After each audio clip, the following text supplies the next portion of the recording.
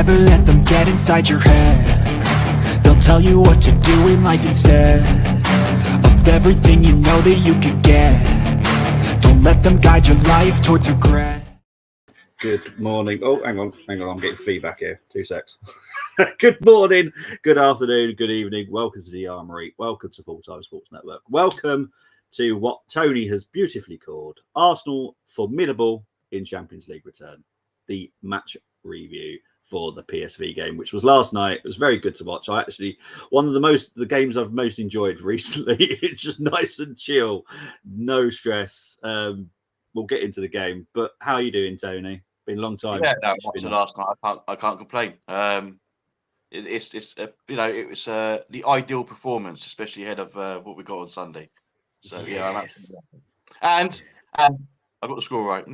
You did, yes. You do get bigs up because you did. You're the only one that predicted it right. I'm glad the 2-1s didn't get. I could have coped with that.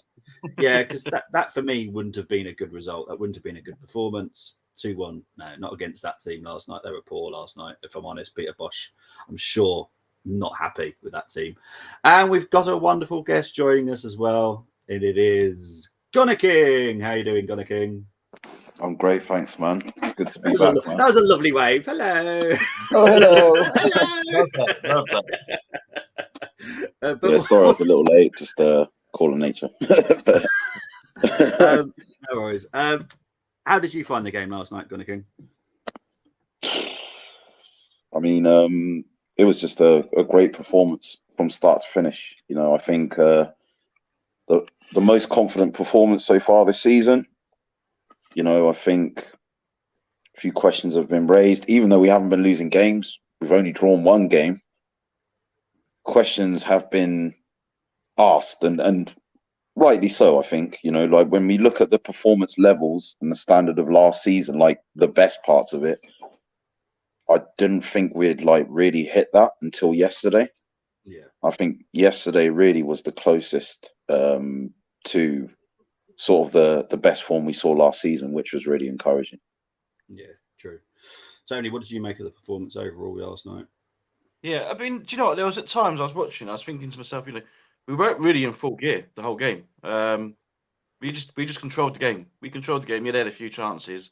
If they were a bit clinical, they might have hurt us. I don't know, but it was very controlled for me, and it wasn't high and intense as some people probably say. For me, in my personal opinion, I just thought, you know, it was just the ideal performance. Just the ideal performance. Yeah. 100%. Let's get into comments before we move on. Morning to Luke, saying morning Gooners. Morning to Tony Fulbrook. Big up to Tony. He joined me for the whole stream last night. It was absolutely wonderful. Morning Bobby and the Silva One. Obviously, Tony doesn't know Gunner King, but he's probably saying hello to you as well. Carl, good morning to you. I've got goal scorers. I've got goal scorers too. Well of them. Yeah, you did. You got 2 of the goal scorers last night. We beat them in second gear, in his opinion, says Luke. Yeah. I'm amazed United get 15 minutes on Sky Sports. We get not even 5 minutes. Look, I love the fact we're hated again. It's fine. That's how I got brought up. We were always hated by the media, so we're back there. I don't care. I think the other way of looking at it is I love the fact that they're the talking point. Like the pressure's on them. You know, they're you know, I think a lot of people have got a lot of things to say about them. Yeah. Energy drink champions from last season that finished third, you know, the ones that were going to kick on and really challenge this season. Well. Yeah, that's definitely for another stream talking about United. I will be doing the Man United game Saturday night with Colm, so that will be entertaining. Gunnar Greg saying morning, and Tony saying morning Gunnar. There we go. I knew he would say because he's a very polite man. Right, let's move on to the actual result. It was obviously 4-0 to the Arsenal. Saka, Trossard, Jesus, and Odegaard. To be honest, it was so comfortable. The only person I felt was a threat in the PSV lineup was Noah Lang. He looked really good. Luke de Jong just seemed to be. It seemed to like he was having a midlife crisis last night. Everything he just moaned about. There was a stud on his boot, and he Oh, that one literally had a definitely, meltdown. Yeah. Literally had a meltdown over that. He was just having a really bad night. But overall, it was a very confident performance. And the reason I've put on another slide, and we'll talk about this mainly, is the possession stats. Now, normally we're at the Emirates, we pretty much boss possession, but we allowed PSV to have some, and we looked more comfortable than when we normally have like 79% of the possession. It was quite crazy. Look, obviously they had 12 shots, we had 18, but overall, they didn't really pose a threat to us. Raya had what? I don't think he had a really difficult save to make. It literally just had a gathering of the ball. Raya looked really comfortable. Passing, actually, again, I always look for about the 90% mark in a game. So we're 89, so that's pretty good. The XG, I hate XG, I'll be honest. I always do, but I know a lot of people love it. The XG was 2.3 for Arsenal and 0.55 for PSV. From what I saw last night, that's about right. PSV had literally no chance. Noah Lang was the only person I was like, you know what? I can see why we looked at him, because he does look quite dangerous. Gunnar, are you concerned that we gave the possession to PSV, or do you think that was the game plan? You tie yourselves out, and we'll just do. I don't think we gave it to them. I think PSV they play a possession based game. You know, like you know, they are one of the more dominant teams in the Dutch league. They won the Dutch league last season, undefeated in 26 games. I think, you know, they lost a couple of players that I think made them more dangerous last season. You know, obviously Simmons, I think Sangare as well. So I think I wasn't really concerned. I expected them to try and play football, and I think that's more what it is a testament to. You know, like they actually came and tried to give us a game. I think that plays in our hands. I'm more worried when people set up dirty low blocks against Arsenal. You know, I think we struggle more to find answers against low blocks than teams that actually have the audacity to think they can come to our stadium and try and play football and not get punished for it. And that's exactly what we did. You know, we did punish them. I think, you know, obviously not being a fan of XG, fair enough, Bobby, but I think what I tend to look at is, you know, sort of possession with XG, XGR, you know, to kind of see, okay, well, if you've got possession, what are you doing with it? And you can see there, you know, for all the possession they had, we limited them to nothing chances. And that, I think that really was a testament to our defence. Gabriel, the job he did on De Jong, marked him out of the game, you know, bossed him. Absolutely everywhere he went, he was a shadow. Was dominating him in the air, especially, which is where he likes to be a threat. Lang, I thought his threat faded towards the end. So, I mean, as soon as we got that early goal, I think that really kind of settled the nerves.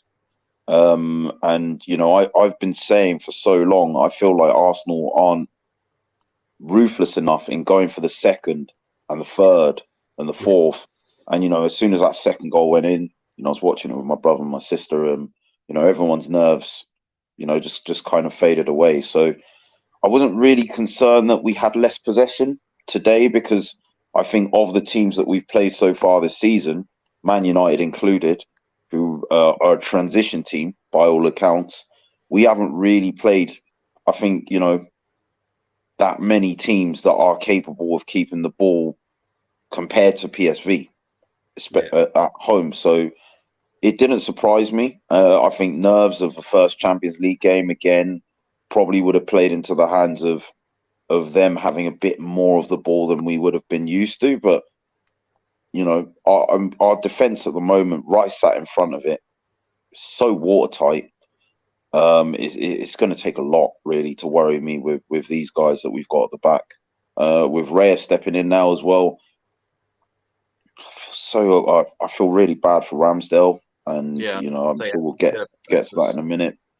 But by the same token, Raya looks so assured, so assured. You know, anything that was coming into the box, he's been claiming, which is why I thought he was brought in for the Everton game.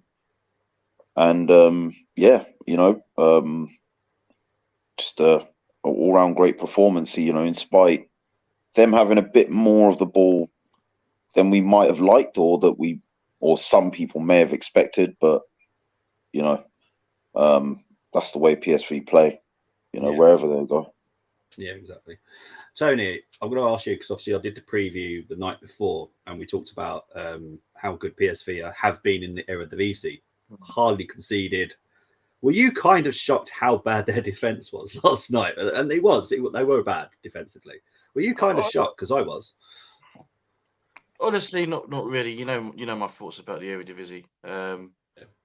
You know, it's a good league. It is a good league. I'm not going to rubbish it, but it's a completely different league to what ours is. And do you know what? Credit for them to try and come to the Emirates and try and play. I don't think they've done their own work, to be honest, because as King said, that against the low block we found it more difficult. And obviously the way they played, it opened it up for us. So I'd only echo what King says there. I think you got to credit them, because they did come and they did try and play, but they just couldn't. They couldn't, and the defense was incredible last night. I thought Zinchenko had a good defensive display as well. Obviously, he gets rubbished a lot about his defending, and he stepped up for me last night. He dealt with Bakayoko quite well, who is a threat. So I was quite pleased with his performance. And then obviously Tomiyasu come in, and he done the same. So as a whole, the defence was great. I agree with King. I was a bit shocked to see Raya in. I do feel sorry for Ramsdale. He was part of the team last season that got us back into the Champions League, so I thought he deserved a start. But the manager's the manager, and I mean, either of them, it wouldn't have been a bad choice anyway. So, because I don't think Raya really had too much to do in terms of shot stopping. So, but his distribution is wow. I mean, wow, so good, so good. Yeah, you can see what Anarchy sees in him. His distribution is ridiculous. It's so good. And to be fair, a lot of people just think of Brentford, but he was this good at Blackburn as well. He was so good. And I know that I've got someone backstage, and it's my pod brother, and I'm so excited to talk to him. And I've got the perfect question for him as well, because me and him talk about this constantly. Hello, pod brother. How you doing? Morning all. How you all doing? Hey. Oh, man. Good. Gully King. Good to be back on with you. And the Silva One. Wow. Yeah. Hey, listen, we've returned to the Champions League. We need some more returns. Hey, I'm telling you. No, you know what it is, guys? It's just that I'll be off in less than an hour for work, but I had time today because I enjoyed every minute of last night. We lost it. Brenny, me and you talk about these games when we're 2-0 up. We then go back into second gear, and that's it. They then get a goal. But last night, were you a lot happier that we actually went for the jugular and we went for a 4-0 defeat? Are you happy with that? 100%. 100%. I mean, you know what it is as well. It's where with the performance last night. I mean, obviously, it's arguably the best performance we had this season. Yes. I thought everybody played well. I thought Havertz did his bit as well, and he'll get better. But it basically sends a message. It does send a message to Europe, because PSV. I'm sorry, but they're no mugs. They're a good side regardless of who they bring in or what players have sold. You know what I mean? And they came yesterday. They didn't park the bus yesterday. They wanted to win. Yeah. They wanted to win. They showed that. They didn't want to think, oh yeah, let's just get we can get a point here, and and then we can take it to our next home game and get 3 points. No, they wanted to win, and they showed a lot of heart. We were just too good for them on the night, and also the performance really it gets teams like the third best team in North London. Behind Barnet, of course, to say, well, hold on a minute. Oh, these aren't ramping here. You know what I mean? They're serious, because after that Sheffield United win, I just kept hearing it from colleagues, and I'm like, all right, yeah, whatever. So there is that as well, because then it gets those fans will still be pushing up their chest today, tomorrow, Saturday, build up to the game. But when they're at home, it's a case of don't know, man. I don't know about that. You know, I mean, behind closed doors, it's all. Rennie, I honestly think that this performance should concern Spurs because It should. It should. before they saw this game, they probably would have approached the game the same way PSV did. Yeah. Now they're going to think, do we do the low block now? And they're not very good at that. So No, they're not. They're not. Be worried. Exactly. So yeah, there is going to be concerns about for that. But you know what? I think we go into Sunday full of confidence. I was confident before the PSV game. I'm even more confident now. Yeah. And also it's not just. I mean, we played some great football last night, but we're also learning how to play ugly and how to grind results out as well. Mm-hmm. We did that at Palace, and we did that last Sunday at Everton. Yeah. So 100%. yeah. Right, before we get into the player ratings and who we picked and all that kind of stuff, I do want to go through the comments.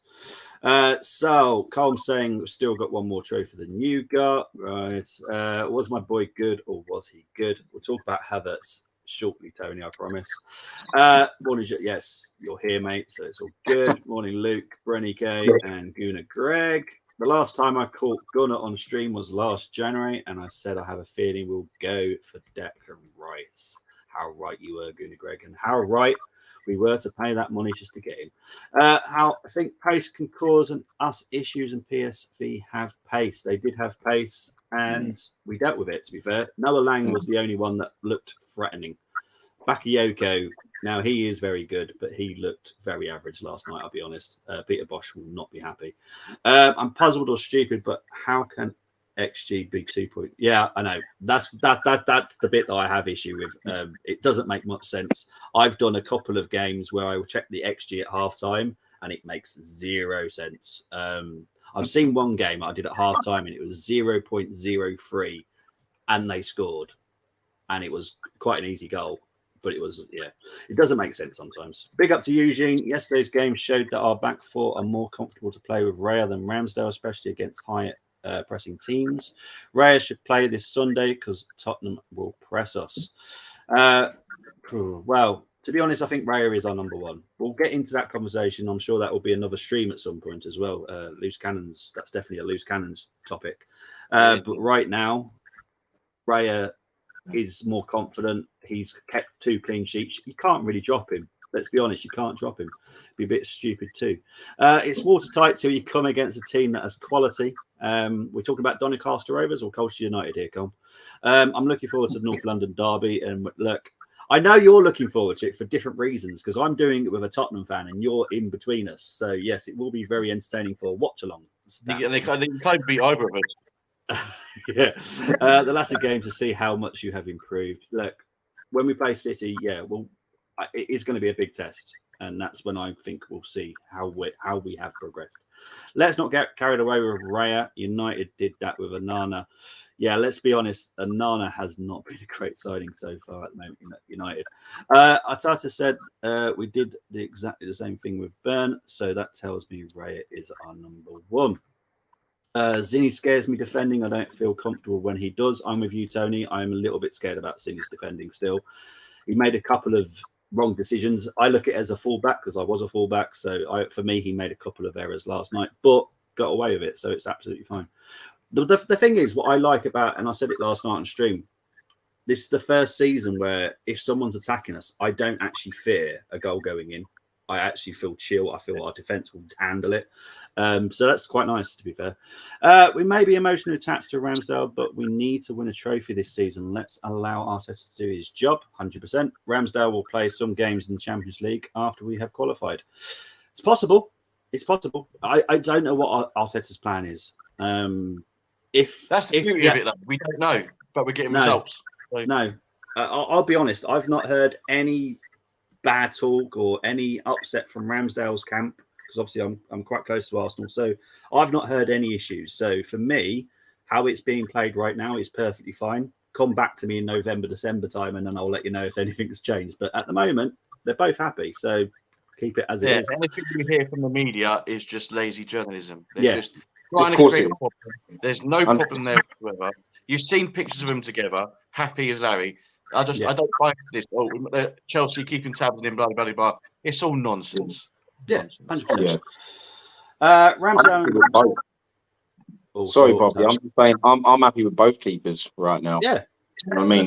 You know, if Ramsdale starts on Sunday, I'm happy. Rice starts, I'm happy. Yeah. I've got no issues who starts. I really don't care because I know that they're both going to do a good job. Ramsdale is an away day beast. Also, he is young. This is the right time for him to concentrate on his jittery behaviour between the post. Raya's calmness must be learnt by Ramsdale. They are different in personalities and the way that they think and their decision making. The only difference that I prefer in Raya is his long passing. I love that. I love how pinpoint it is. It's just sublime to watch. But I like Ramsdale. Self accuracy, wasn't it? Something like that. Yeah, what I like about Ramsdale is he's like a fan on the pitch. He's in that goal, screaming everything on. I just love. It reminds me of when Seaman used to do it at Highbury. He used to speak to the fans whilst playing, and just it's nice to see. And obviously that's why Ramsdale and Seaman get on quite well, because they're very similar. Raya is very quiet. Raya is a lot more quiet than Ramsdale is. So there's pros and cons to both of them. But I'm fine with both of them being goalkeepers. I thought the Silva One, Ramsdale's like reflexes as well. Like when you look at the reflex saves he pulls off, like I don't know. I'm not sure I've seen that level in Raya's game as well. So like there are things he's got over Raya, you know, like people need to not get it twisted, you know, like but you know, it's like it's a good problem to have, isn't it? Yeah. Yeah. Tony Fulbrook saying, I thought the Silva One looked like Nketiah in real life. My picture. Big up to Guna J80. Odegaard is the best player on our side by a long way. What a baller. I'm going to totally disagree with that. I've been saying this for the longest. I agree with it wholeheartedly. I've been saying it for ages. He's the best player on our side by a long way. Yeah. Oh, not for me. Not by a long way. Because the thing is, right, he's added output in the last sort of 12 months to his game, yeah. But before that, if you watch, he's like the orchestrator. Everything goes through him. Everything ticks. Usually, if he has a bad game or if he's marked out the game, which is becoming increasingly harder to do, can't remember the last time he was marked out of the game. But when he's less effective or when he was injured last season, usually that will be to the whole team's detriment. Do you know what I mean? Like, and for me, like, he will drop deep, you know, come as far as in front of the defense to get the ball, recycle possession, help us kind of progress it into midfield. But then he'll do the same from midfield to attack, get into the box, get goals, assists. You know, like, he's starting to lead more by example. His leadership, you know, sort of influence is growing. For me, it is a no-brainer. You know, like, we can say what we want. Yes, Saka turns up, he scores goals, but you take this guy out of the team, you know, our chance creation's gone. The way he activates the press as well, you know, in the final third, he's the one engaging it. You know, no coincidence Xhaka was better when Odegaard was pushed slightly behind him. But even from that deeper position, he's still breaking into the box and getting goals now. And his shot from range now, like, you know, we used to say he needed to kind of he needs to be more ruthless in front of goal, everyone was saying. It's like he listened, he heard, he responded. Every time he shoots now, I know he's at least testing the keeper. Do you know what I mean? Saka's goal came from his shot. He's consistently getting them on target from range, different angles. Yeah, he's, you know, the way he's on the ball, so comfortable, silky, you know, his dribbling, his close ball control. His decision making as well, you know, like, because before it used to be like, when do I pass? When do I shoot? Sometimes you see him shoot and you think he could have passed. Sometimes you see him pass and you thought, why didn't you shoot? But now, every sort of decision you're seeing him make in games, spot on. Like, for me, yeah, that's a given. Okay, fair enough. It's not what I agree, but I welcome everyone's opinions. Brenny, do you agree with that? Odegaard is our best player by a long way.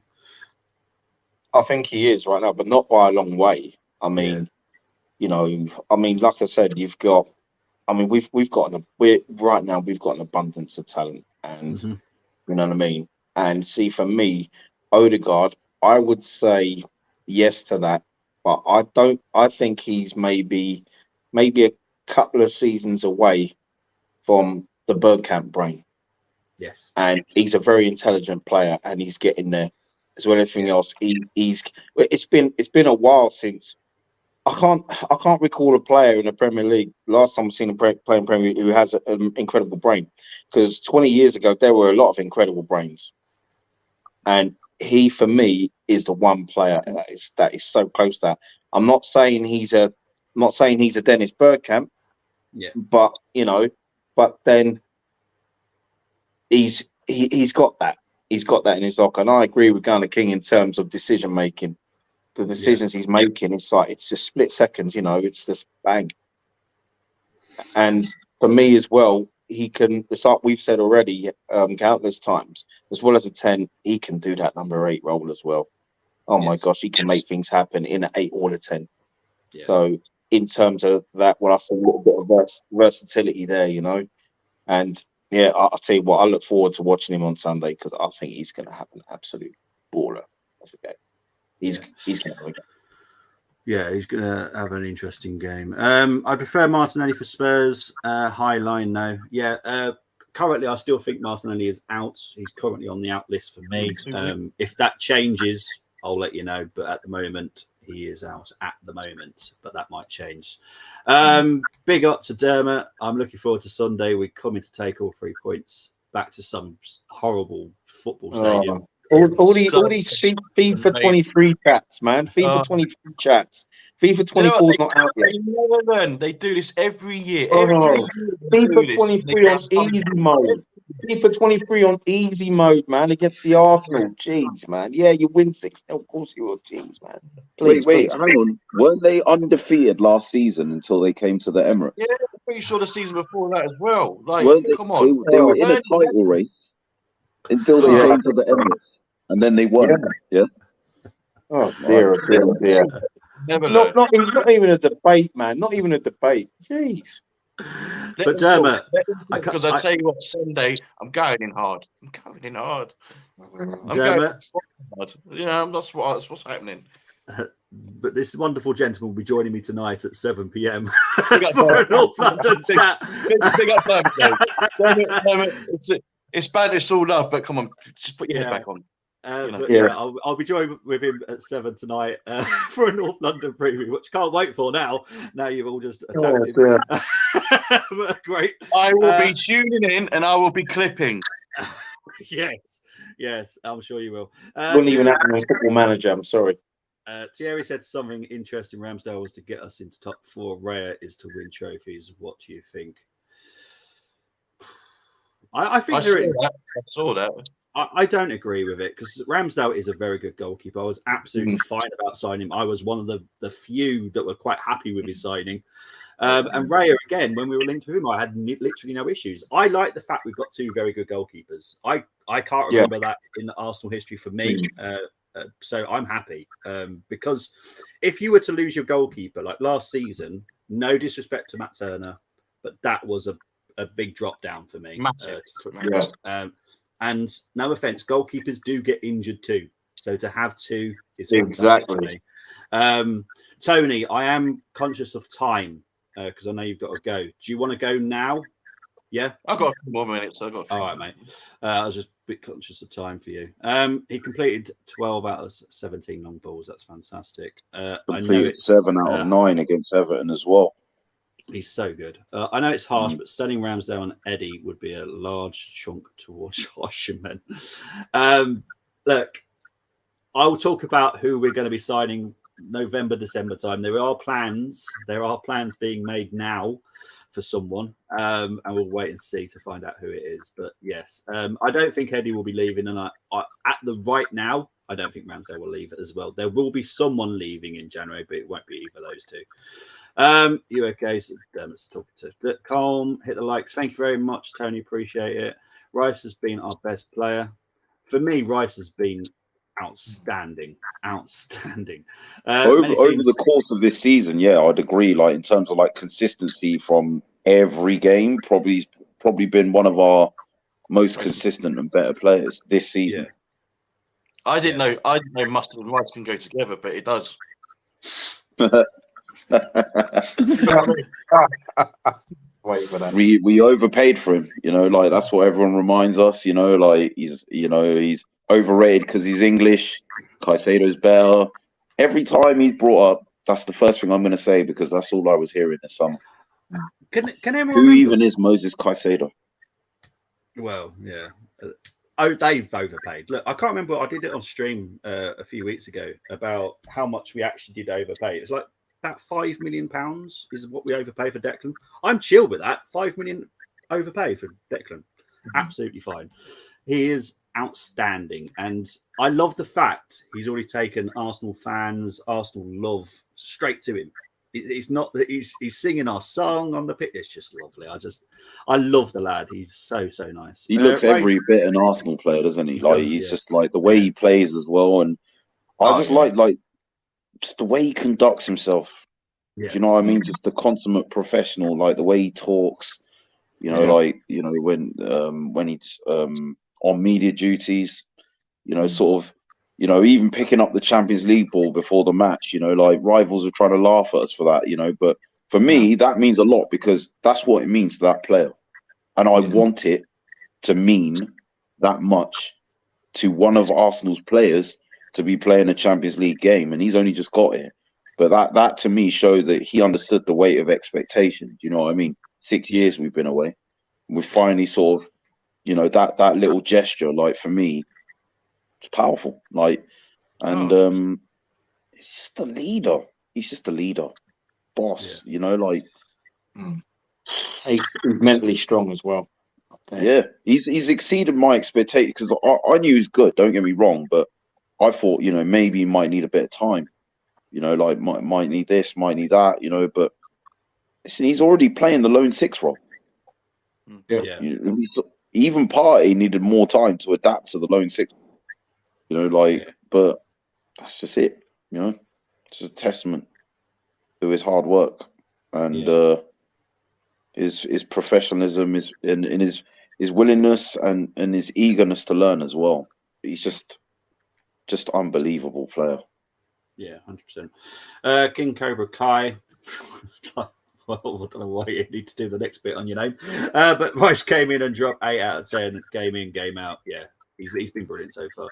Don't agree with Odegaard decision making. He could have put Havertz in a couple of times. We'll talk about that. I'll be honest. Me and Brenny talked about it last weekend. We'll get into that. Great win for Arsenal. Big up to Chris against a side that started season well. Exactly. Everyone talking to it tonight. Please don't mention trophies. Yeah, well, to be honest, Tottenham don't know what the trophy looks like, so I don't know why they even talk about it, if I'm honest. If Silva and Tommy hadn't been injured, Ramsdale would have won us the league. Where is this Rams disrespect coming from? I've seen a lot of stuff on Twitter. I don't think there's any disrespect. Not from me, anyway. There's definitely none from me. But it's nice to have two goalkeepers, and no one deserves the number one. And I've said this to Brenny loads of times. No one should be guaranteed a place at Arsenal. No one. That is how football should work. No one should be guaranteed a place in that squad. And that, I don't care who it is. I don't know if it's Saka or Odegaard. No one should be guaranteed a spot. There should always be competition because it just pushes you a little bit more. Arsenal probably the best goalkeeper depth in the league, 100%, Chris. You would think you need competition for every place. That is what... If anyone remembers what Arteta said, he wants 22 players. Yeah. All 22 of good quality that can literally like step for in. like. Exactly. And that's how I would always want to be a manager as well. I'd want 22 good players. So we sell Ramsdale. Who do we get in? Pat Jones. I guarantee at the moment we won't be selling Ramsdale. That will be a conversation. I love Tony.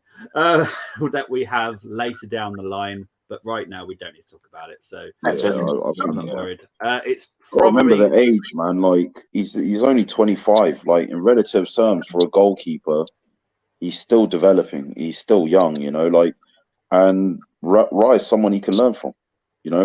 Conversely, there's things that I'm sure Raya's learning from Ramsdale in training as well. Like I said, I do think shot stopping wise, Ramsdale is every bit as good, maybe better than Red. Like, I just think it's other fundamentals, you know, like cross claiming, you know, sort of just commanding of the box.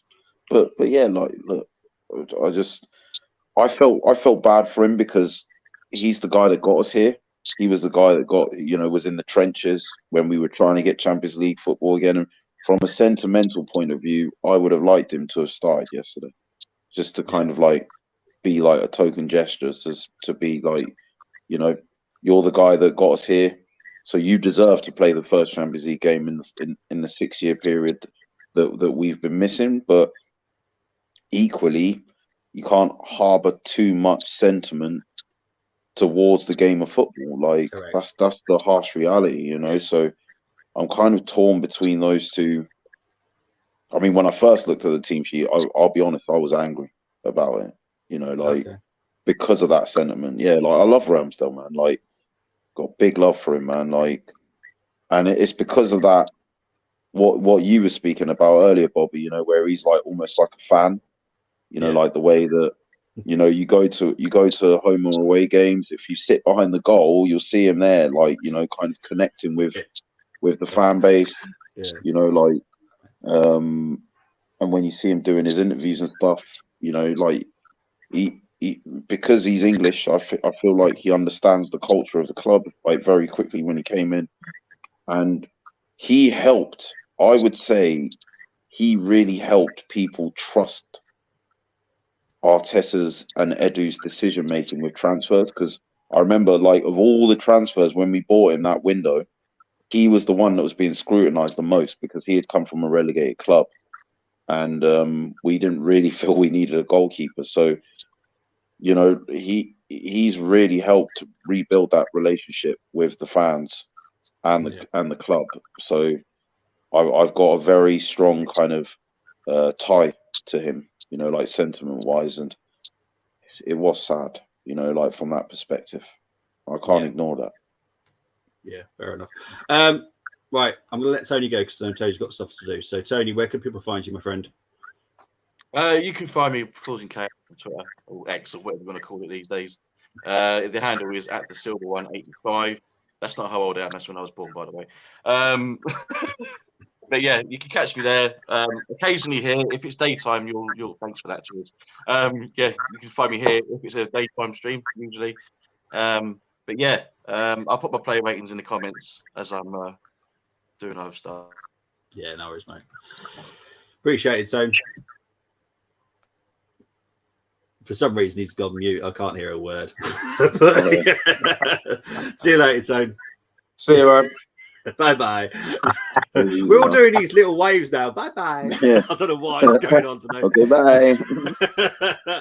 Right, let's go on with the comments, and then we'll get into the player ratings. I just need to find where I was. Oh, I can't find it now. There we go. Right, it's probably to buy Victor Boniface. It's time to have another Nigerian in the team. I'm one of these people. I don't care where anyone's from as long as they're good. Play for Arsenal. If someone's good and they play from the Philippines, fine, sign him up. I don't care. I know a lot of people like to have the French connection, the Dutch connection, the Brazilian connection. I don't care where you're from. If you're good, play for the team. Simple as that. But yeah, I do get that a lot of people want Osherman. We'll wait and see. Not the name I've been told, but we'll wait and see. Everyone's been good so far, bar Havertz. Like I've said, and I will stand up for Havertz for as long as I possibly can. And for me, last night he was better. He's making movements, which is actually helping the team now. I felt that. Sorry, carry on. I did feel that on a couple of plays, we decided not to give it to Havertz when Havertz was in the better position, which I feel is unfair because it's making Havertz look bad. But maybe it's just that they're not feeling he's very confident right now, so maybe they're trying to play around him. But it's not fair because I thought Havertz was very good last night. I was very pleased with his performance. I've got literally no worries. I know he will get good. I know he's got the quality in that person. I have zero issues about what happened. That people don't notice. 2 goals happened yesterday because of Havertz's movement. There you go. Yeah. Now, I want this guy, Ola. I want you to go back and look at the Jesus goal, but I want you to go right back to where the move started. I want you to try and find a sideways angle, from the pitch facing this way, from the sideline. And what you'll see Havertz do is run towards Gabriel to receive the ball. He runs towards Gabriel as if he's going to receive the ball, and you see a man behind him getting right up, trying to get touch tight to him, thinking he's going to be the man that receives the ball. I better get touch tight. But then Trossard alternates a run and makes the run behind at the same time. Yeah. So what he's done is he's wrong-footed that defender, brought him out of position so that the space is there for Trossard to receive that long ball from Gabriel. And they've worked on that in the training pitch. I guarantee you. Yeah. That goal doesn't happen without that subtle movement. Or, and I won't go that far, what I will say is Trossard would have found it more difficult to take on his man to cross had Havertz not made that movement. And it's little subtleties that with off-the-ball movement that people need to notice. And if someone was in the stadium, sat in that side, not behind the goal, but sat on that side where that move developed, they will tell you the same thing. That's exactly what they saw, because especially if they were in line with him when he made that move. Yeah, so people might not think much of that, because it's not a direct goal involvement. It's not an assist. It's not the guy putting the ball in the net. However, like when you talk about build-up play, and moves developing, it's crucial. Like to the outcome. At the end of the day, and obviously, which was the other goal where he started the move and broke into their half. Whose goal was it? It was no, it wasn't Odegaard's.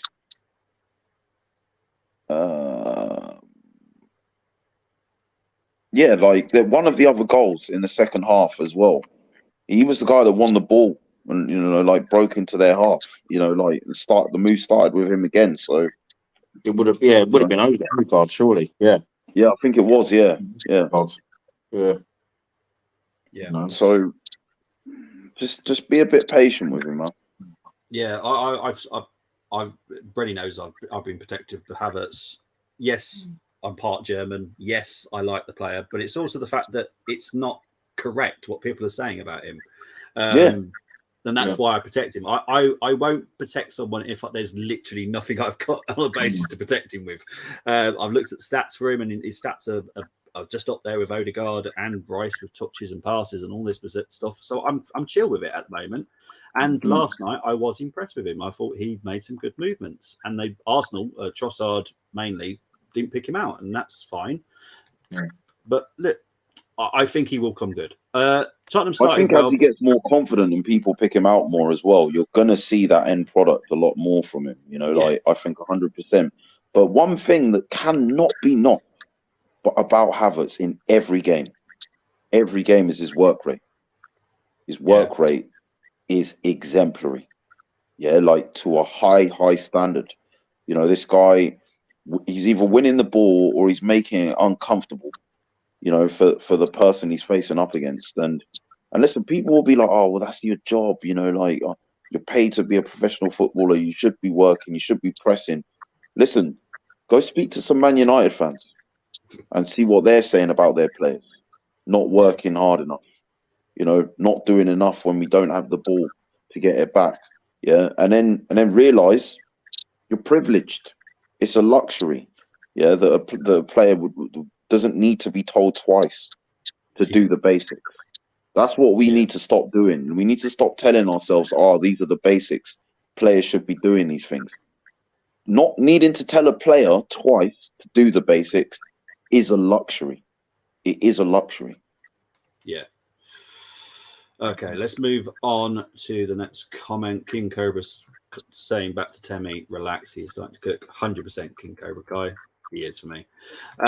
Temi saying, evening. All joking aside, says Dermot, I'm hoping for a great game on Sunday. May the best side win. We will, I promise. Sorry, Dermo. Sorry, look, Dermo. I know you're stitching me up tonight. So look, I can't wait to have a chat with you later. Good morning, gents. Big up to Geeks. PSV unbeaten in 26. Yeah, exactly. PSV have been unbeaten in 26 games. That includes qualifiers and That's all what their I'm games. saying. There are no makes. Peter Bosch sets up that team very, very well. He's a very good coach. And I'm sure he's furious with that performance last night because I was honestly disappointed in their performance. But I was very happy with our performance. So, it's one of those. Our Tottenham start to the season is basically like... okay. Like Ferrari winning an F1 race. Very unexpected. Chris, I love you. Question to the panel: what does the North London derby mean to you all? Okay, well, it means that one team never wins trophies and the other one does. Maybe that's one thing. But no, all seriousness. Look, Dermot, I've got people that I know that are Tottenham fans and stuff, and I have literally no issues with them, and they have no issues with me. I just love the game. I love the passion that the fans bring to it. And look, I don't know if it's bragging rights. I don't know if people literally go out on the streets and say, look, Arsenal, because it doesn't happen around here. And I live in the West Midlands and we've got Birmingham, Villa, Wolves, and they don't do that, to be fair. But Gunnar King, I'll ask you very quickly. Obviously, it's a stream tonight, but what does it mean to you? Everything. Bragging rights. I've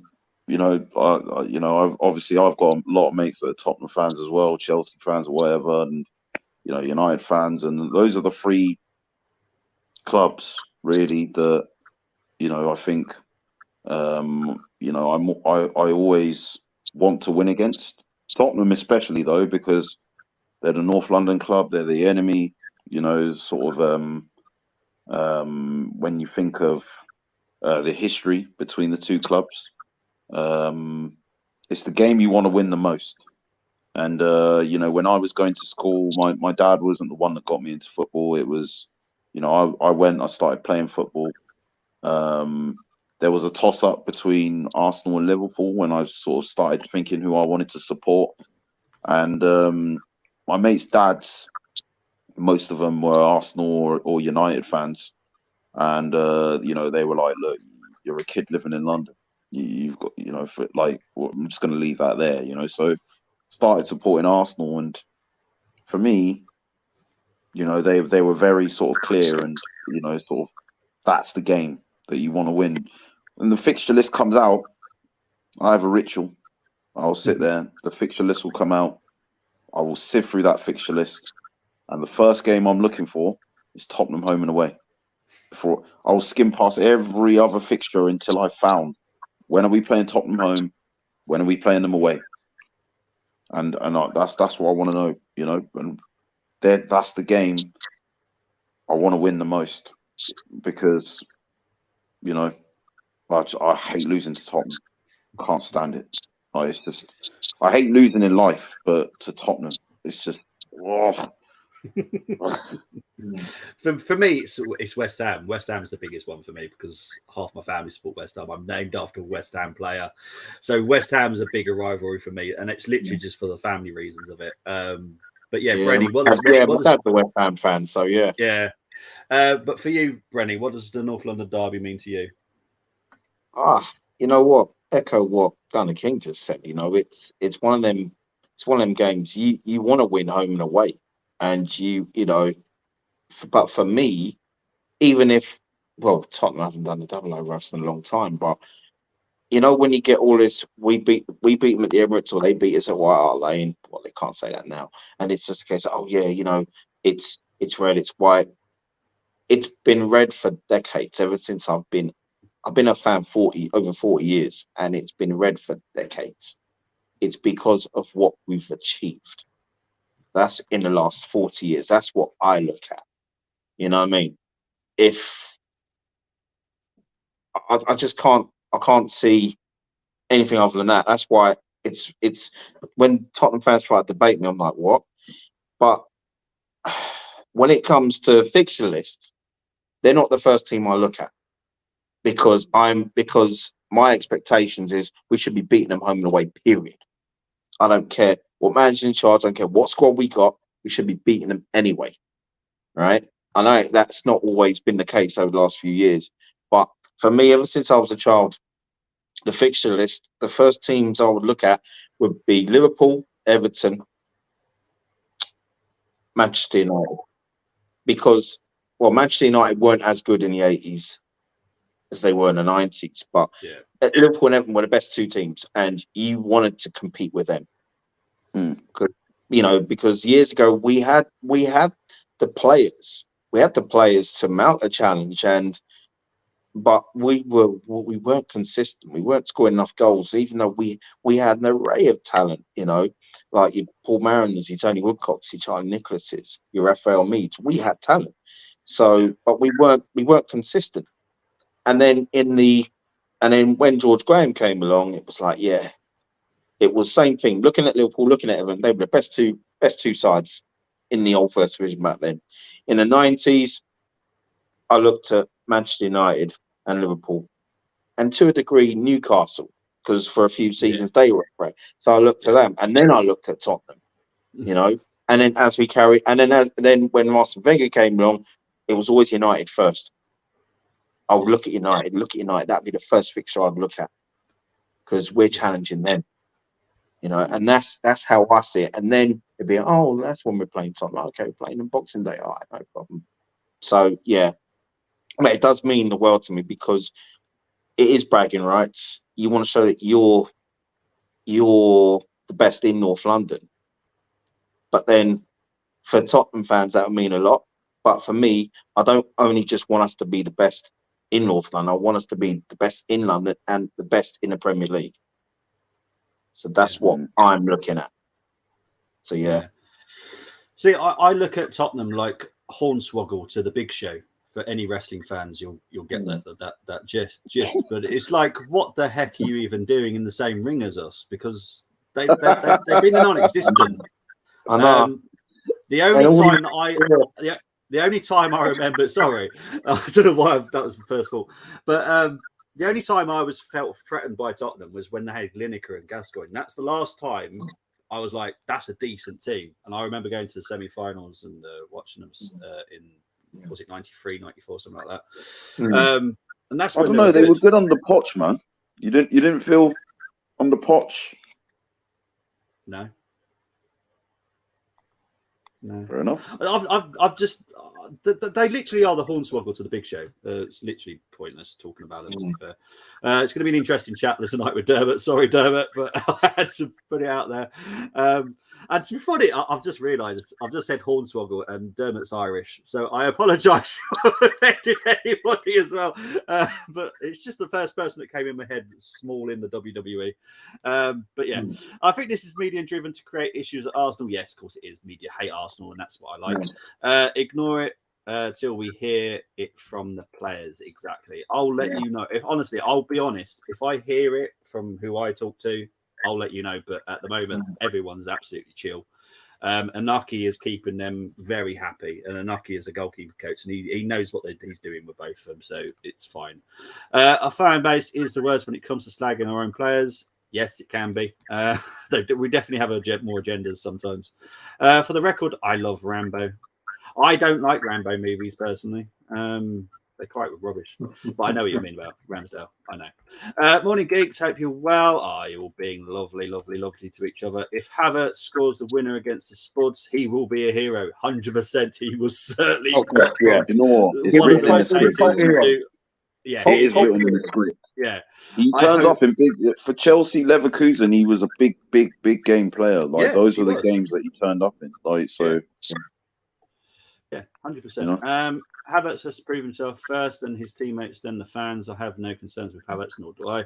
Odegaard took a 6-month loan period to settle. True. A lot of players have. Henry did. Henry, Perez, they've all come in and taken a long time to settle. And look, it sometimes it works, sometimes it doesn't. But I think it will work with Havertz.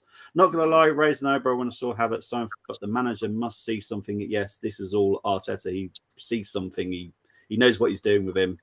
So let's see what happens. And the thing is, look, think about the perception of Fabio Vieira last season. And think of it now.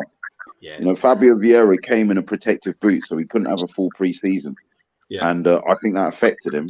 Then he didn't really get a run of games to prove himself. And like, it's not just proving yourself. It's like that run of games kind of helps you bed in, like, because you're kind of learning on the job, so to say. And I think now, you know, we've seen Fabio Vieira this season coming off the bench, making a difference. Starting against Everton today, he was excellent. You know, whether he or Havertz starts in the North London derby, that's a different conversation. But we've got two good options. You know, ESR come off the bench again yesterday. People have been saying, "Oh, I'm not sure Arteta fancies him. Oh, he's probably going to sell him." He come on, he looked good, and obviously we got Odegaard.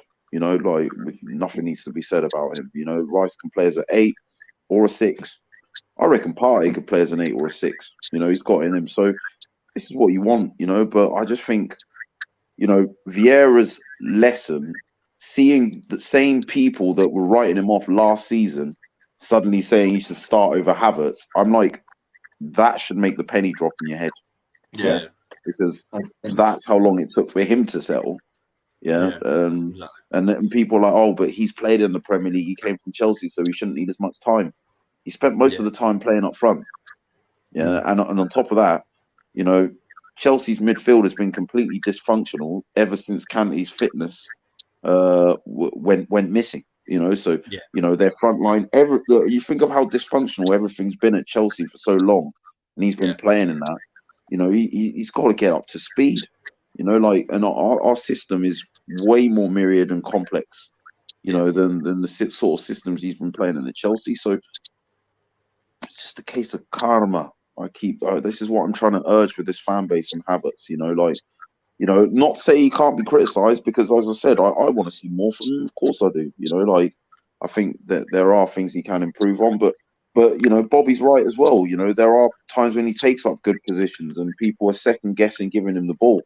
But the more confident they see him play and the more settled they see him become, the more consistent he'll get the ball in those situations. The more you'll see the sort of outcomes you want to see from him that you expect. So time. All right, I'm just going to let Brenny go because Brenny needs to go to work. So Brenny, thank you ever so much for coming on. Where can people find you, my friend? You're welcome. No, you can find me on Instagram. You can also find me on X, and I'll be doing some videos of past home games as against Spurs. So lots to look forward to on that front. And you can find me here on the Armory TV. Thank you very much, Pod Brother. We'll definitely be seeing you next week, but enjoy your weekend. Definitely. Have a great Thank weekend. you very much. All right, Gunnigan, good to see you again, my man. You as well, Brenny, man. Yeah, Good catch up soon, yeah, for sure, man, for sure. Take care, gentlemen. See you later, mate. Take it easy. Right, let's just get through these comments and actually get through the player ratings. We're nearly an hour and we've not even got to the player ratings yet. Right, let's move on very quickly now. Many of the teams playing spuds were not deploying low block like all the 5 teams did against us. 100% that they played slightly different against Tottenham because they know what Tottenham are. With the way Postecoglou sets his teams up, I'll be betting my life savings on at least 3 home goals, says Demiola. I do hope so. North London derby means 6 points collecting for us, nothing less. The North London derby means to me 3 points. Beating the Spuds is the same when we used to beat Barnet in friendlies expected. I love you, Tony. I only predicted 1-0 for Arsenal last night. Yeah, you didn't go for an easy win. I thought it'd be tighter game. Arsenal need more credit for the win. 100% we do. North London derby. Brady's back in. I'll just remove it. There we go. North London derby is like giving I don't condone any slapping, just so everyone's fully aware here. A mistake. Yeah. That's why I was trying to be nice with the Hornswoggle Big Show because people can, it's WWE, it happens.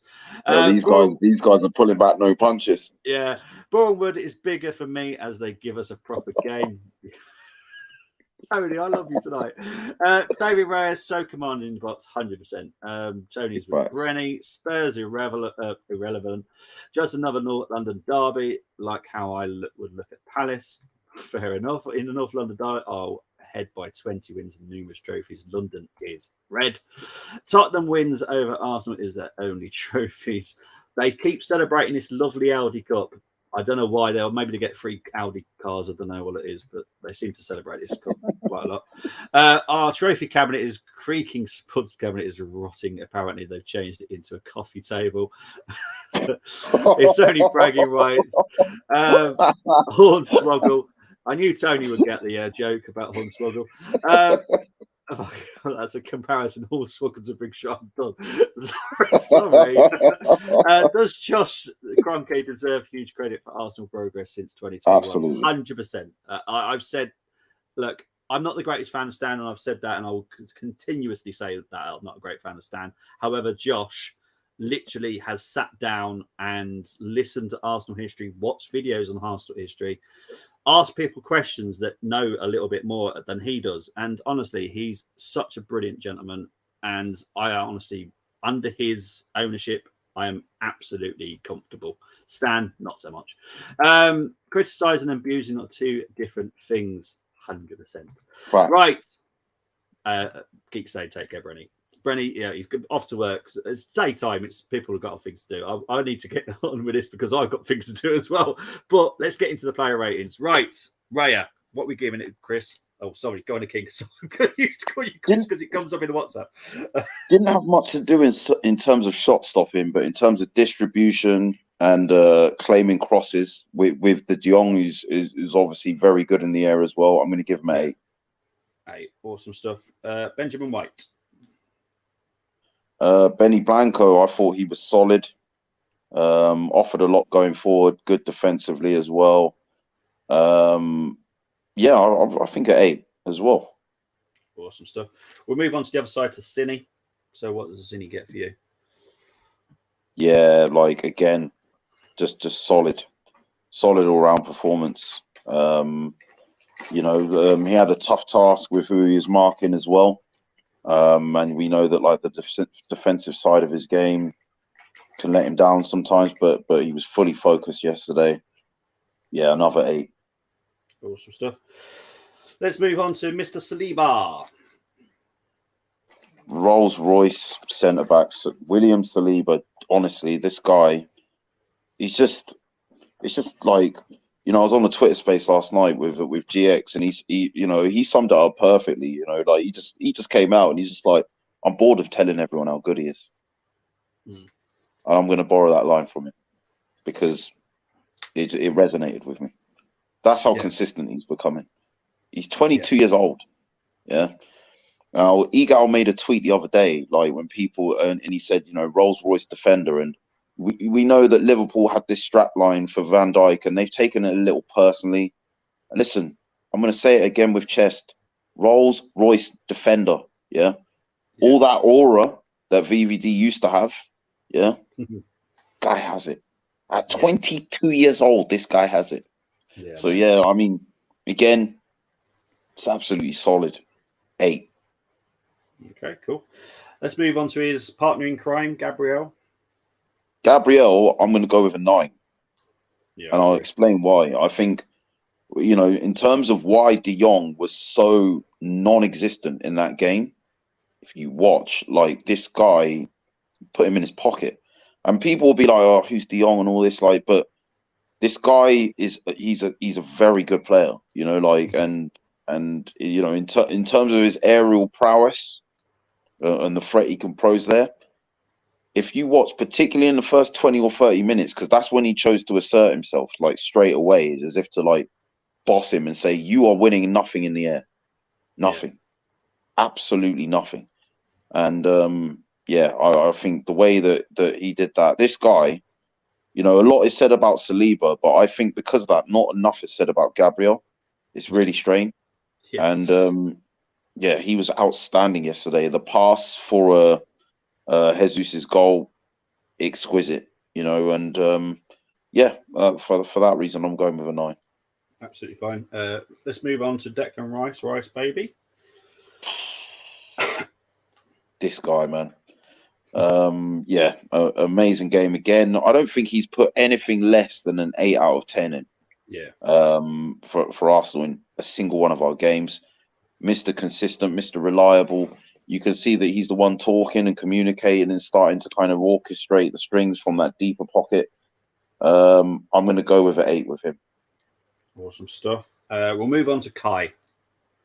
So what are you going to give Kai? Kai Havertz. I'm actually going to give... Yes. If I could give a 7.5, I would. But I can't. I know Bobby doesn't like the half measure. I have rules. Yeah, I mean, it wouldn't quite be the 8. Not for want of trying. Yeah. You know, I think the shot that he had in the first half, where I think he could have got on target. Granted, it was on his weaker foot. I'm saying 7, but he got into good positions. His defensive work rate was very good. Again, I've described his involvement, I feel, in Jesus' goal, and Odegaard's as well. Yeah. What I want to see him do is ask for the ball more. Yes. And be more aggressive in asking for the ball. Yeah, because I think as a countermeasure to being in those good positions where he doesn't get the ball, I think he needs to be a bit more assertive and just, you know, demand the ball a bit more. You see Rice and Odegaard, they demand the ball. You know, Rice waving his arms, you know, sort of shouting, pointing for where he wants the ball. Odegaard the same. You know, all the other guys in the front line the same. That's what I want to see, and that will come with confidence. You know, that's not me sort of slacking him off, but yeah, definitely he was, you know, a valued part of the team yesterday. I'll give him a 7. Awesome stuff. We'll move on to Odegaard. 10. Okay. 10 for me. Like this guy, just solid. You know, the vision. You know, Saka's goal came from his shot on target. Assertive. You know, sort of engaging in the press. You know, the link-up play with Saka. You know, sort of, you know, supporting Rice. Everything this guy does, you know, is just done, you know, to an absolute, you know, in my opinion, world-class standard. I'm just going to say it. You know, I think, and yeah, yesterday was another example. I think he was. He had a case for being our best player yesterday, so I'm going to go over 10. That's fine, mate. We'll move on to Starboy, Saka. I'll go over 9 for Saka. Okay. Goal and an assist. Early goal to settle the nerves. Industrious as ever. You know, taking up really good positions. Again, I think, you know, I keep saying, you know, the luxury of playing with Jesus, you know, you can really see that, you know, particular the wide right and the wide left position, whoever's playing in them, obviously Saka plays more often than the right one. Trossard and Martinelli are alternating on the left. Yeah. It really helps them. And that really allows him to shine. He linked up really well with Jesus as well. So, yeah, I'll go with a 9. Okay. We'll move on to Mr. Trossard. Mr. Bossard, he gets a 9 as well. And you know what? This guy, right, in the space of a week, he's come on for the injured Martinelli. I thought, like, he took a bit of time to get into speed in the Everton game. Yeah. That goal, no touch to control the ball, opens up his body, side foots the ball into the net, in off the post with his weak foot, left foot. This game, again, the ball's rolled into him, you know, from Saka. First time shot, outside the box, right foot. Kids that are watching this, or kids that want to learn to play football, really need to look at how he strikes a ball. It's so clean, you know, and it's not the laces through approach that he takes. It's the instep.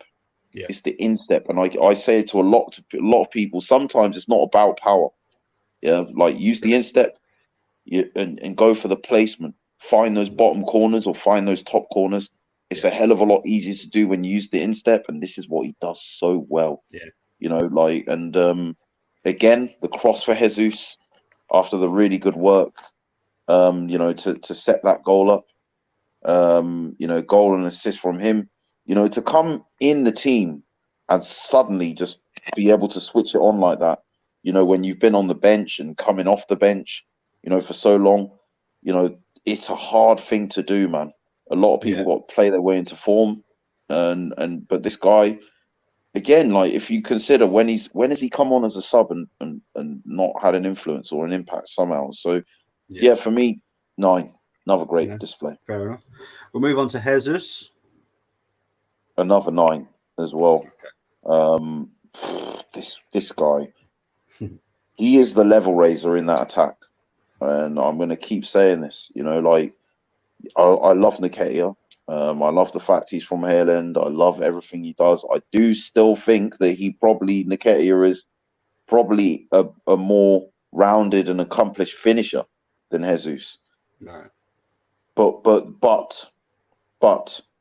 for those that think, oh, you should just play the striker who's the better finisher, you know, you got a bigger picture things. When Jesus is in that front line, Saka feasts, Trossard feasts, Martinelli feasts, Odegaard feasts.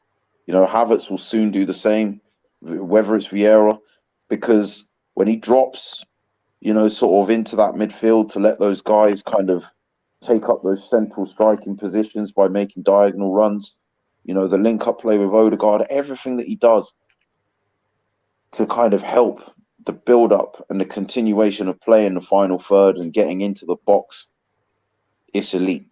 It's elite. Yeah. And you know, I'm talking about he's one of the best players in the world in what I've just described at the moment. Yeah. You know, like some of the sauciness, you know, that he's pulling off, you know, sort of the switching of feet for the shot. If that goal had gone in, it was saved.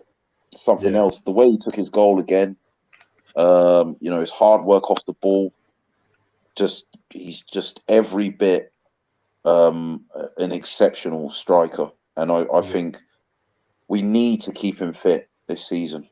We absolutely need to. Like, I can't stress how much our hopes hinge on keeping him fit. And it's no surprise that our highest goal scoring game this season was when he was in that front line. So yeah. I'll give him a 9 as well. Okay, let's move on to the subs. The first substitution was Nelson came on for Trossard.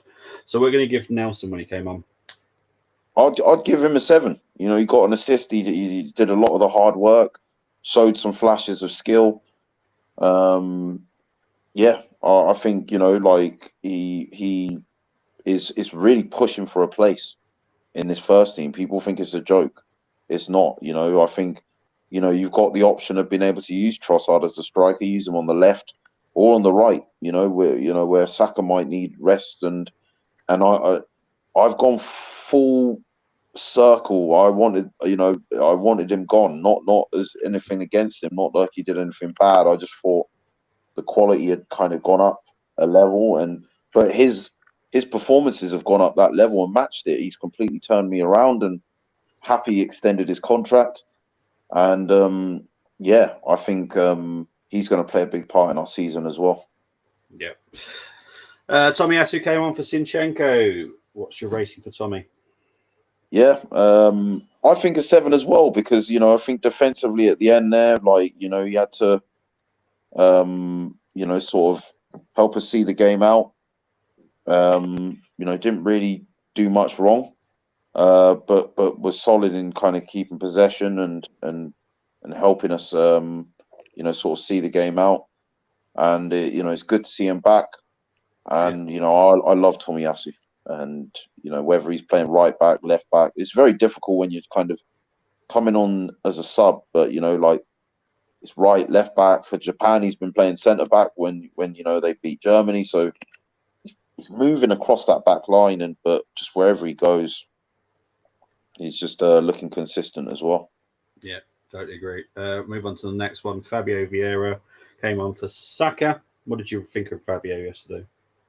Yeah, I mean, I'd say, again, you know, like, I can't really rate anyone lower than a 7. You know, I think, you know, some decent touches. He's been really good for us this season. I think he's starting to find his confidence. The work rate off the ball is, you know, and I think the physical side of his game is improving. Technically, with the ball, never doubted him. You know, like, I think, you know, as soon as I watched his first couple of games and watching him at Porto as well before. But it's starting to come together for him now. It really is. So I'm happy to see it. Yeah, he to be honest, obviously he played on the right yesterday, and to be fair, he looked really good, very smart, knew what he was doing. I've always been a fan of him, and I will stick up for him until he proves me differently that he's not good enough. But he is. He's stepping into the role now, and he's a lot happier, which is the biggest thing as well. He wasn't so happy last season.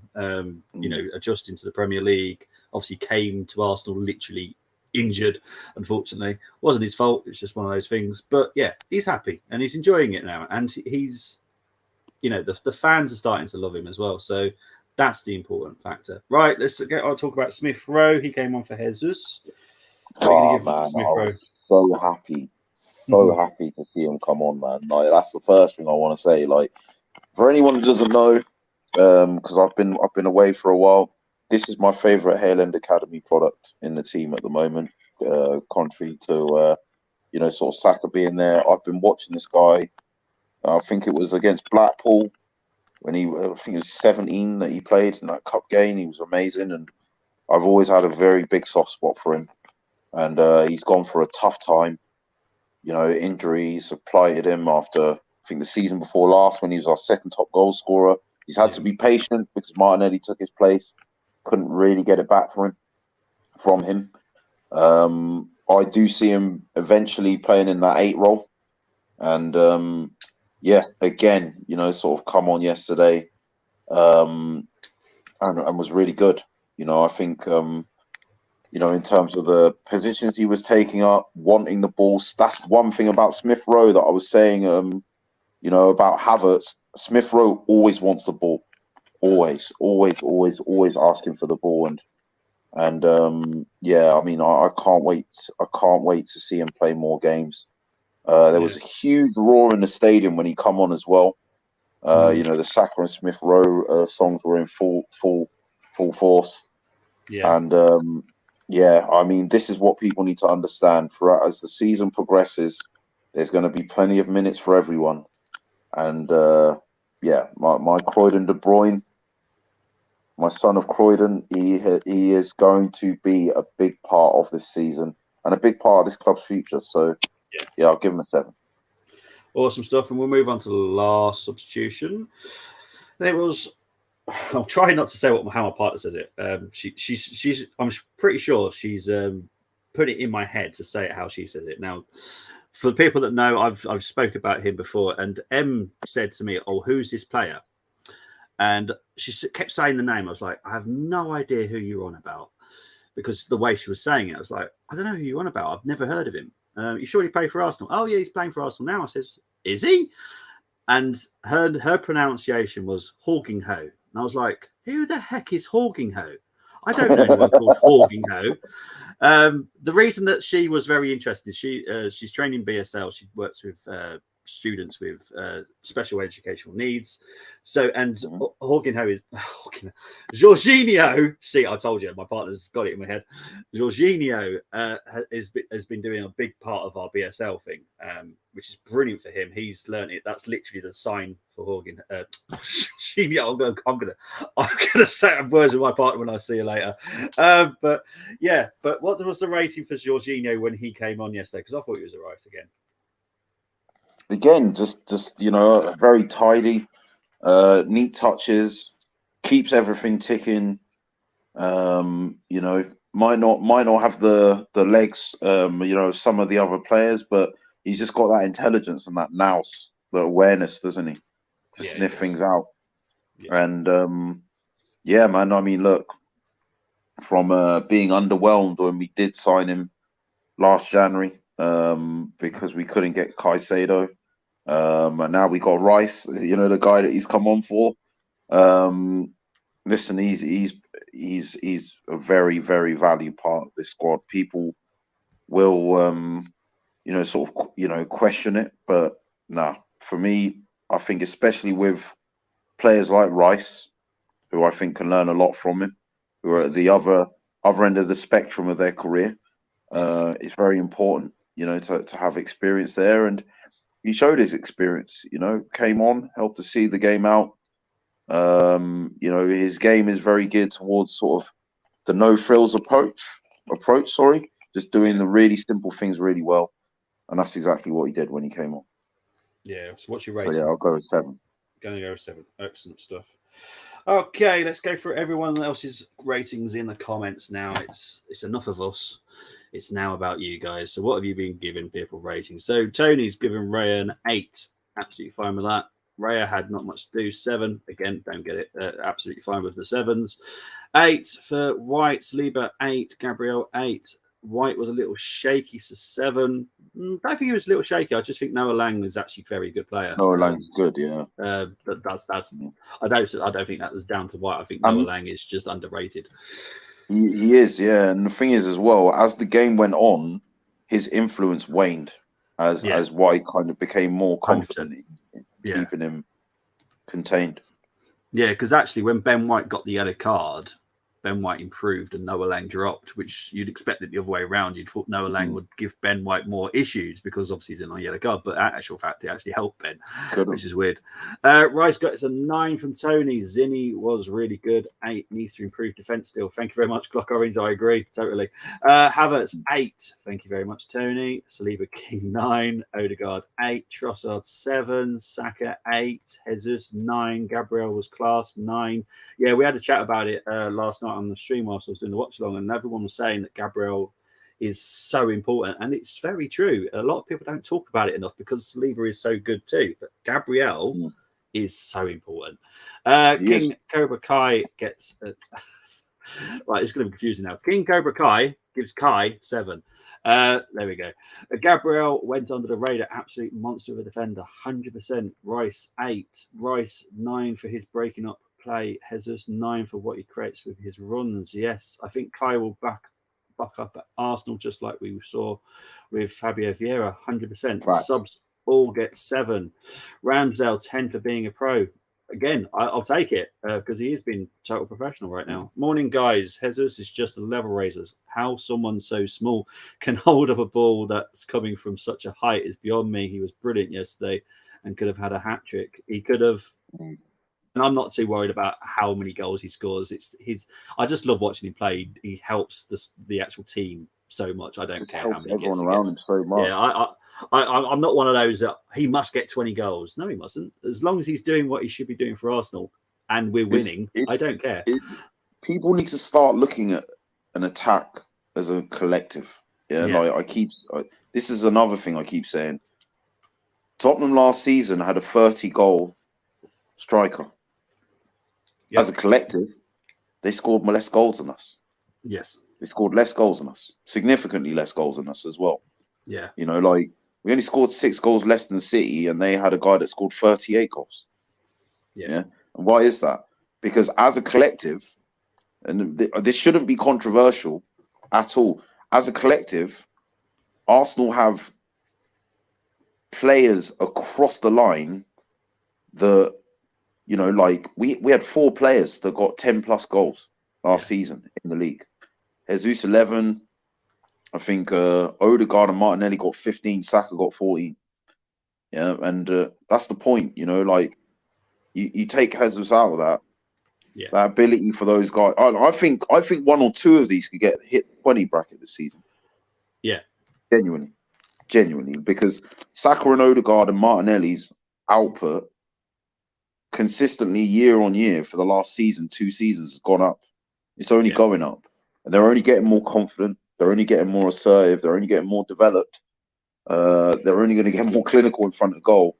I genuinely think this season we're going to see 1 or 2 of those hit the 20s, maybe 3. You know, no, you're spot on, and I'm not one of those that's worried about how many goals he gets. I don't care. It's what he does for Saka, what he's going to do for Martinelli, whoever's playing on the left, whoever's playing on the right, and that's what I love about Jesus. He just excites me every time I watch him play. And look, yes, he is our number 9, but I'm not worried about the numbers. I'm not bothered. As long as we're winning. Look, last night we scored 4. It was 4 different goal scorers. Does it matter? No, I don't care. And the thing is as well, Arteta's made Saka more clinical. Yes. He's made. We're talking about Odegaard 2 seasons ago. We'd be like, we just like wanting to see him shoot more. Yeah. You know, want to see him score more. 15 last season. He's already got 3, 4 for the season. Odegaard. Yeah. Back-to-back games. He's scored. Wait, Well, yeah, he scored in in this game. Scored in the United game, so he's scoring in the big moments. That's the thing. If he can do if Arteta can do what he's done with these guys to make them more clinical, he's going to do the same with Jesus. 100%. Big up to Tony saying 23 in the chat. At least hit the likes. Come on, you'll all get 10s if you do. You all get 10s anyway because you're all here listening to me. Smash the likes, people, and Gunner King anyway. Make sure you smash the likes. Yes, it does really help us get out there a little bit more. So yes, please do. Nelson and ESR getting in each other's way was hilarious to see. Yeah, to be fair, they're just very keen, and I quite like that. Smith Rowe is just like a little excited puppy sometimes, and I enjoy watching him play. Our bench feels more confidence, 100%. Fabio Vieira was source at the right wing side. He was, and that's not his strength, which says a lot about him and what he's been doing on training field. ESR being called back from warming up to get stripped, got cheered like we had scored a goal, says Canners. Obviously, Canners was at the game, so big up to Canners. We cannot lose ESR, says Brenny. I want to hear us stop talking all about I will say is, if we're going to sell any players, it's for the greater good. It's not out of spite. It's not because someone doesn't like it. It's for the greater good. So whoever it may be in January, please just bear that in mind. It is for the greater good. Okay, that's all I'm saying. Chris is already going over the early predictions for the North London derby. Arsenal 3, Tottenham 1. I'll take that route, I'll be honest. J20, salute from Cobra Kai. J20 has been class since he came here. I was one of the ones that was quite happy. I think it's a bargain. 12 million quid for Jorginho. I'm having that every day. You don't need legs to be a DM, just a brain. 100%. Great show from Geeks. Enjoyed it as always. Better than TalkSport. Thank you very much. Stay happy and healthy. Hit the like button. Support good content. Thank you very much, Geeks. I can't wait to see you on the stream as well at some point, mate. Hit the likes or Spurs with. No, I'm not even going to say that because someone will clip me. Someone will clip me. So that's not being said. You can read the comment there, but thank you very much, Temiola, for putting that. But I'm not reading it because someone will clip me. I don't trust my people I work with. There's too many people that will clip me. So no, not happening. Kane scoring for Bayern versus United, getting all media attention. I'm going to fall asleep. I'm sick of it. I don't give a rat's ass about Kane and Bellingham. Well done. They're doing really well. I only care for the English league. I'm happy that I can actually support Kane now because I do like him as a striker. And Jude, one of the tweets I put up yesterday, who's that guy? I've forgotten that actor. He sits down with a bottle of water and he's doing that interview and he's like, "Who the forward? Who the forward? Not me, not me." Like I just tweeted, Arsenal fans actually celebrating the Harry Kane goal in 2023, and it's just like as if to say, "Who the fought? Who the fought? Not me." But it's actually hilarious, And listen, he was one of our own. Yeah. Yes. He was one of our own. And Sane getting the other goal to put them to the sword. Yeah. And this is a week after Danny Welbeck, who also once a gunner, always a gunner. Dunked on Man United. Love it. Yeah, I don't know if you saw Thierry's interview with Harry Kane yesterday. And Thierry literally come out with, "You look so good in red and white," because he's obviously the Bayern Munich shirt is red and white, and his face is, I couldn't help it. That was class. I have to big up to Thierry for doing that.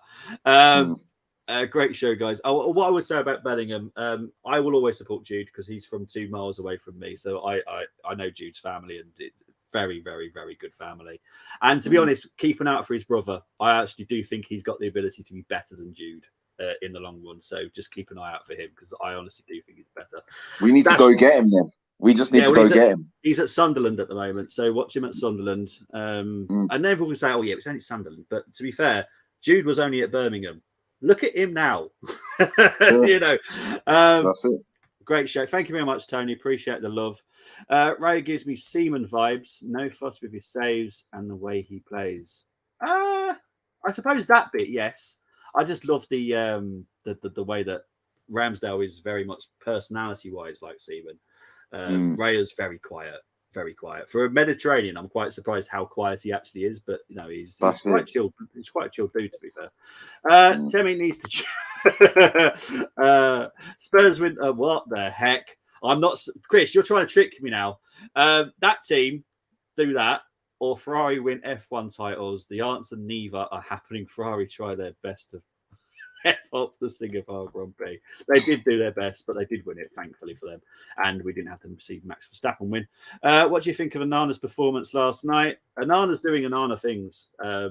Look, I've always said he's great with his feet. He's just not the best goalkeeper. But that's different with Raya. Raya's actually a good goalkeeper and good with his feet.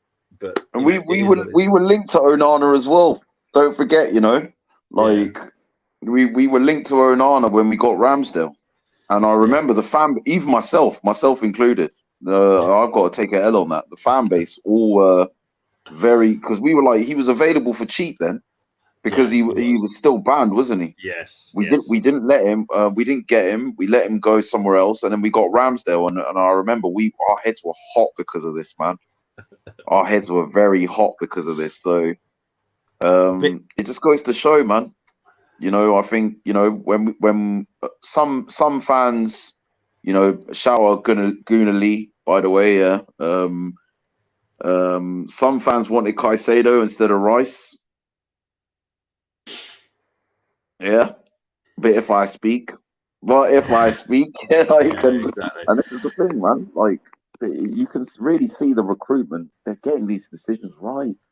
Getting them right. Yeah, exactly. Look, Arteta has trusted our data analysts, which are a massive team within the Arsenal fan base. Apart from Kai is the only one that the data analysts did not approve on. So that one is definitely all on Arteta. But other than that, and I will say, being an Ajax fan, I've seen Onana enough to know that he's not a good enough goalkeeper for the Premier League. He's just great with his feet, and he is fantastic. But he's awful goalkeeper. And I'm pretty sure we would rather save goals than having a good goalkeeper that can literally just run with the ball. Thierry spoke to Kane and told him looks good. Yeah, it did. I love that, honestly. If you Gunner King, if you get the chance, it is on your favourite platform, TikTok, and it's on there. So if you get the chance to see it, honestly, have a look. It's so funny. Buy Jude's brother right now, Edu. I would happily for us to invest in it. And to be honest, loan him out as well. Buy him, loan him out, and we keep him, because honestly, I think he's got the ability to be better. Great show. Thank you very much, Chris. Love the love. Need to be good with hands, otherwise you're done with life. Yes, too. That can be taken in so many different ways, Chris. So I have to be honest. Not many goalkeepers get assists. Onana has 3. Yes, he has an assist, but he also needs to be able to save goals. I think he was talking about his yes. Sorry. I think he was violated. Tony, I've only just got that. You can tell it's the morning. I've got so much to do today. Someone that thrives on laughing at the expense of Man United. Big up Amondi Juma from Man United Agenda, who's been getting absolute pelters from me for weeks, bro. I don't know how much more punishment this guy could take. I'm almost starting to feel sorry for him. Yeah, but he keeps doing this yabbering. So yeah, I love Amondi. He accidentally jumped on my stream when I was doing the match reaction for the Arsenal Man United game. Joined the wrong stream, joined into mine. I put him on, and he literally just hilarious. What I do want to say, because there was breaking news whilst we're doing the stream. Obviously, it wasn't meant to be this long, but this has happened. Kelly Smith has returned to Arsenal. She is now an assistant coach to our women's team. You know me and how much I love the Arsenal women's. I am delighted by this. This is a great appointment. Jonas is chosen very, very wisely there. So yeah, big up to Kelly. She is back where she belongs. Right. For what was meant to be a 30-minute stream, we are now on 1 hour, 35 minutes. Gunnar King, really, really good to have you on. Everyone in the chat, thank you ever so much. But where can they find you, my friend? Gunnar King 14 is my handle. I can be found on Twitter, or X as it is now, sorry. TikTok as well. I do a lot of stuff on there. Gonna be coming back here more on the Armory. I also jump on Deluded Gooners channel a fair bit. There's a lot of other talk going on at the moment. I think I'll be doing some studio shows with Troops. Do work with AFTV as well. Fan cams, might be doing watch along soon. So everywhere, basically. But like the main focus, I think, outside of my TikTok and X, will be right here. Sort of in the coming months now that I've got sort of a bit more stability and things sorted. But yeah, that's where you can find me. Brilliant stuff. Cheers, mate. Yep, you're always welcome. There will be some more daytime streams in the next few weeks, because obviously our games are midweek. We've all got families, we've all got lives, we've all got jobs. It's a bit hard to do a reaction at 10:30, whatever time it is. So, and obviously next week it's the Carabao Cup, so there will be a reaction daytime next week. Don't know who's joining me, but I will be here, as I always am. So yeah, thank you ever so much, guys. Thank you, Gunnar King. Thank you, Tony, that joined us earlier. Thank you, Brenny, as well. And that is the perfect way to end this. Kelly is a legend. She is a legend to me. I've loved watching Arsenal women. I always will. I'm working on the new countdown for the women's game, because they'll be back in just over a week as well, which I'm going to try and do as many Arsenal women watch-alongs as I can. It's going to be a bit tricky because the Premier League are not very nice to the WSL. They seem to overlap a bit too much. But I'll do my best. Guys, take care, everyone. And I'll see you tonight at 7, because I will be back with Dermot, the Tottenham fan. And yes, we'll see who else is available, because I do want it to be a nice big stream tonight. So take care, everyone. See you later.